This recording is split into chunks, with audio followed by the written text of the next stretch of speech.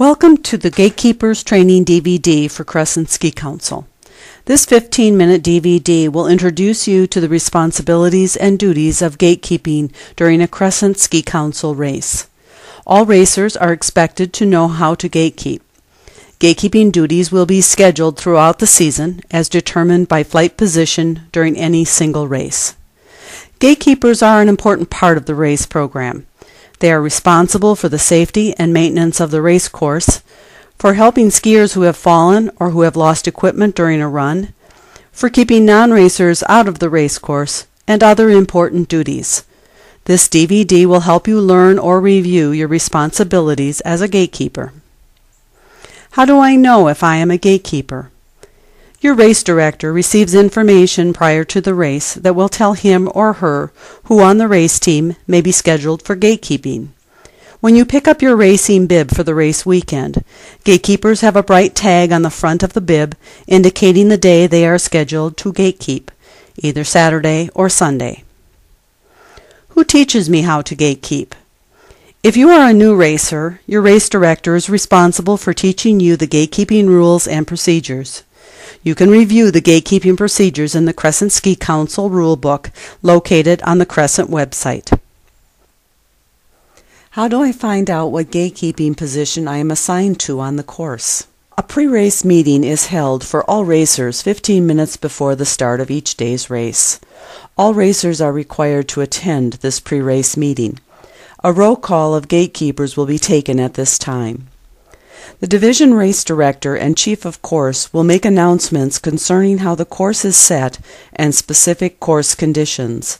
Other information unique to the day's race will be explained. Basic gatekeeping rules will also be covered during this meeting, and you will be assigned a specific gatekeeping position where you will watch the course.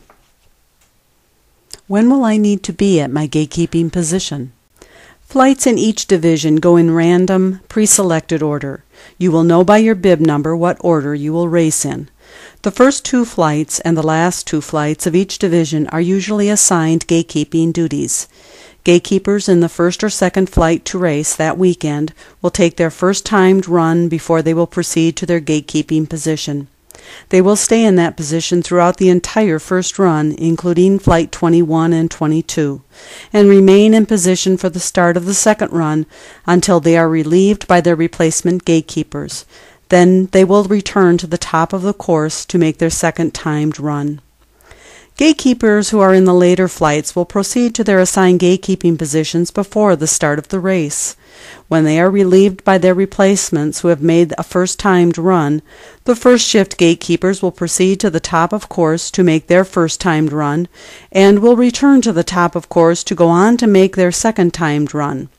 The turnaround time between the first run for all flights and the start of the second run is kept short, so racers need to return to the top of course in a timely manner. Once these racers have completed their second timed run, they will return to their same gatekeeping position for the remainder of the race. How should I prepare for gatekeeping duties? First of all, recognize that you will be out on the course for the entire 2 to 3 hours of the race for both gatekeeping duties and to race your personal runs. Dress in layers so you can add or remove clothing depending on the weather. On many mountains, lodges and warming huts are too far from the course for you to be able to run in and still fulfill your gatekeeping duties. You may want to bring food and water with you and boot or hand warmers. Be prepared to stay at your gatekeeping position in all types of inclement weather. When you first arrive at your assigned gatekeeping position, you will notice a gray clipboard that contains the gatekeeping equipment. Make sure the clipboard is secure at your position and won't slide down the hill by placing it in a rut in the snow nearby. The first thing you need to do when you reach the gatekeeping position is turn on the radio. The radio has been set to a specific channel, so all gatekeepers and race workers for that division can communicate with one another. Do not change the channel. Batteries power the radio, and when batteries get cold, they tend to lose their power quickly. Extra batteries are located in the box if you need to replace the radio's batteries. One gatekeeper should be responsible for radio communications during your shift at the gatekeeping position. The radio is only for race information, so please do not radio unnecessary comments over the radio channel. Next, take the orange plastic bands in the clipboard box and have one gatekeeper Velcro the bands around his or her ski poles. These will be used as signals during the race. Because race workers cannot always see the entire course, we use both the radios and hand signals to communicate important race conditions up and down the hill. This means that the flag person must be seen both up the hill and down the hill to the next gatekeeping positions when signaling. Signals. There are three important signals you need to know. The first is used to indicate that a racer has disqualified, called a DQ. This is signaled by the flag person crossing the poles in an X position. Radio a DQ to top of course, saying the racer's bib number, so the starter does not send another racer. After the gatekeeping positions above and or below you have picked up the DQ signal, you then move to a hold signal until the course is cleared and ready for the next racer. When the course is clear after a hold, it is appropriate to indicate this over the radio. To put a hold on the race course and stop any new racers from coming down the hill, hold both flagged poles in the air parallel to one another. Keep this signal up for as long as the hold is maintained. This would be while a fallen racer is getting up, a DQ'd racer is gathering his or her equipment and clearing the course, or while a gatekeeper is on the course doing maintenance on a gate pole or on the race course. Once the course is ready for the next racer, the flag person signals an all clear, which is done by making a small circle in the air with one flagged pole. Signals are maintained until you see that the gatekeeping positions above and or below you have picked up the signal and passed it on. If you see a DQ or hold signal from another gatekeeping position, copy this signal to relay the DQ or hold to the top or bottom of the course. If all gatekeepers are not watching up and down the hill, you may miss a signal from below that a hold is being put on the course, and a new racer may be allowed to start, only to have his or her run disrupted and a rerun needed. Let's review the basics of gatekeeping. It is the gatekeeper's responsibility to help keep the course safe for racers. This means watching for non-racers who ski near or through the course. Warn them away. If someone, including yourself, needs to cross the course, have them wait until immediately after a racer has passed by before making their way directly across. If a racer falls in the course and does not lose a ski, he or she can get back up and continue through the course to the finish. This may take some skiers a bit of time to get back up, and you can offer verbal encouragement or instructions, but you may not go on the course and help this racer. The only exception to this rule is if an adaptive or monoskier is racing and falls, and the racer asks for help. Only then may you go out on the course to assist this racer. Be sure to put a hold on course before going out to help. If a racer misses a gate, they can stop and climb back up to go around the gate correctly before they continue to the finish. If a racer loses a ski in the course, the racer is immediately disqualified. If a racer misses a gate and does not climb back up and make correct passage around the gate, the racer is immediately disqualified.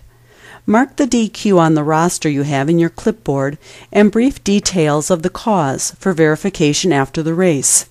For example, DQ/missed gate or DQ/lost ski are all you need to note on the roster. If a racer straddles a gate and comes back up to re-ski around that gate, he or she is not disqualified.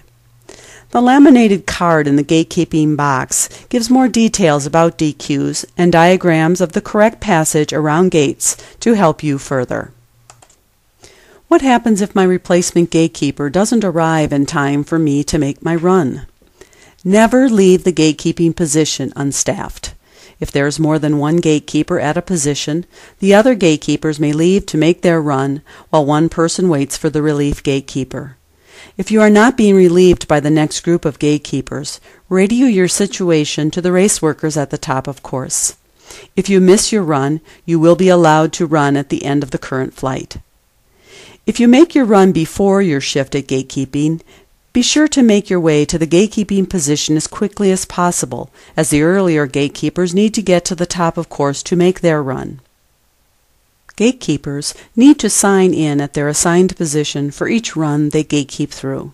For example, if you are at the gatekeeping position at the first shift, sign in on the special sheet in the clipboard in the first box after your name. You will be relieved to make your run. The course will be turned around for the second run, which you will make before returning to the gatekeeping position to work your second shift. Sign in on the sheet in the second box for your second shift. If you are racing first before you gatekeep, after you have made your first run, proceed to your assigned gatekeeping position. Sign in on the sheet in the first box, attach the flags to ski poles, and check the radio to make sure it is on. When all the racers for the first run are through the course and the race is being turned around, sign in for the second run in the second box beside your name. If either signature is missing, that run will be DQ'd for the gatekeeper. It is very important that you sign in both times you gatekeep. How do I know the race is over and I can leave the course? After all the racers have completed both runs, including the qualifiers in Flight 21 and 22, you must wait for a radio call from the starter indicating that the race is over. Once you have been told the race is completed, turn off the radio, take the flags off the ski poles, and return everything to the clipboard. If you have been asked to bring the clipboard to the finish line, please help the race workers out by bringing the clipboard to the finish. Otherwise, leave the clipboard at your gatekeeping position, making sure it is secure and won't slide down the hill.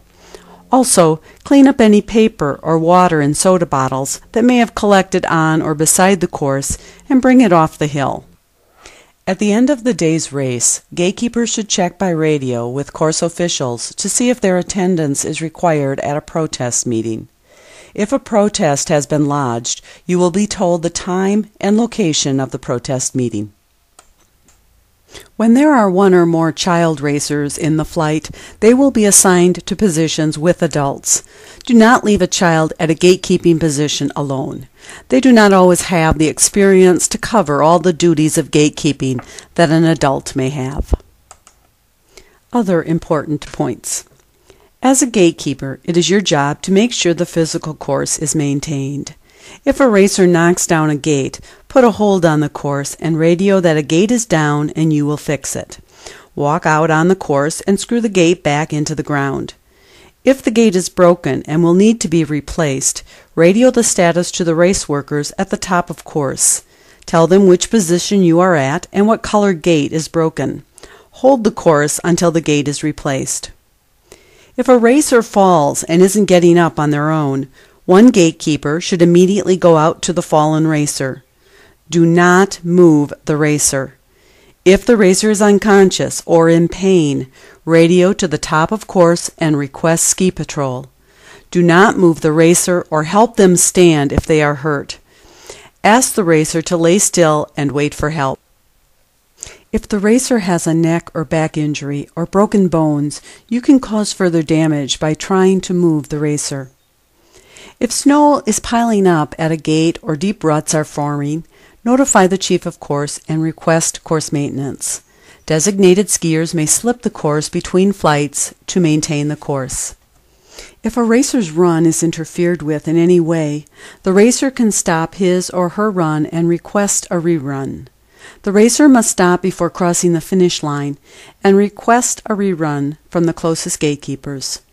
If the racer is interfered with, do not encourage the racer to keep going. It's okay for them to stop due to the interference. When you are leaving your gatekeeping position, do not ski through the finish line. You should never ski across the finish line except in your timed run. If you have any further questions about gatekeeping, ask your club race director. We hope this DVD has been a help to you in learning your gatekeeping responsibilities.